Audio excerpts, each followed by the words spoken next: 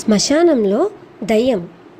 అది ఎండాకాలం అవ్వడం వల్ల బుజ్జి పిచ్చుకకు చిట్టి పిచ్చుకకు సెలవులు వచ్చింటాయి. అప్పుడు బుజ్జి చిట్టి ఇలా మాట్లాడుకుంటారు. ఒరేయ్ బుజ్జి, నీకు ఈ విషయం తెలుసా? శ్మశానంలో ఒక దయ్యం ఉందంట. ఆ దయ్యం ఏ కోరిక కోరుకున్నా తీరుస్తుందంట. రాత్రి మా అమ్మా నాన్న మాట్లాడుకుంటే విన్నాను అని చిట్టి బుజ్జితో చెప్తుంది. అప్పుడు బుజ్జి, నిజమా?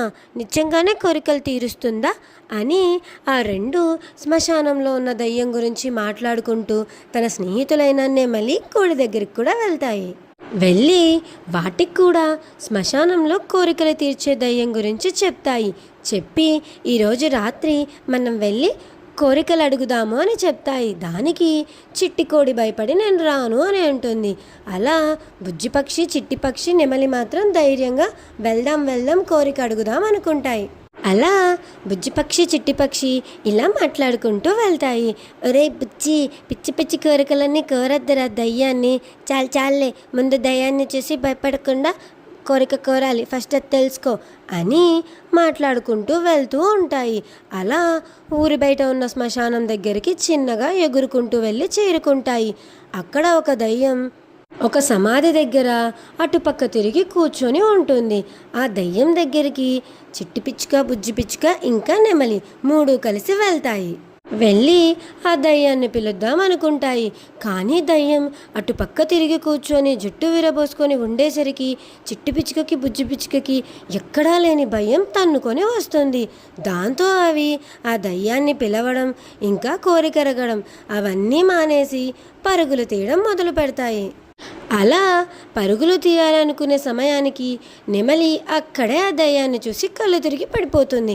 కానీ చిట్టి పుచ్చి మాత్రము ఫాస్ట్గా పరిగెడుతూ వెళ్ళిపోతాయి, వెనక్కి కూడా తిరిగి చూడకుండా. అలా మరుసటి రోజు ఉదయం అవుతుంది. మళ్ళీ చిట్టి పక్షి, బుజ్జి పక్షి ఇలా మాట్లాడుకుంటాయి. అసలు మనం దయ్యాన్ని ఏదన్నా కోరిక కోరామా? కనీసం దాన్ని పిలిచామా? దాన్ని చూసాము, పరిగెత్తుకుంటూ వచ్చేసాము అంతే.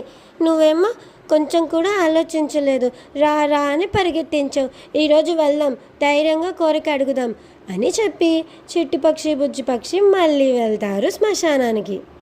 అలా మళ్ళీ చిట్టి పక్షి, బుజ్జి పక్షి, నెమలి మూడు కలిసి దయ్యం దగ్గరికి వెళ్తాయి శ్మశానంలో.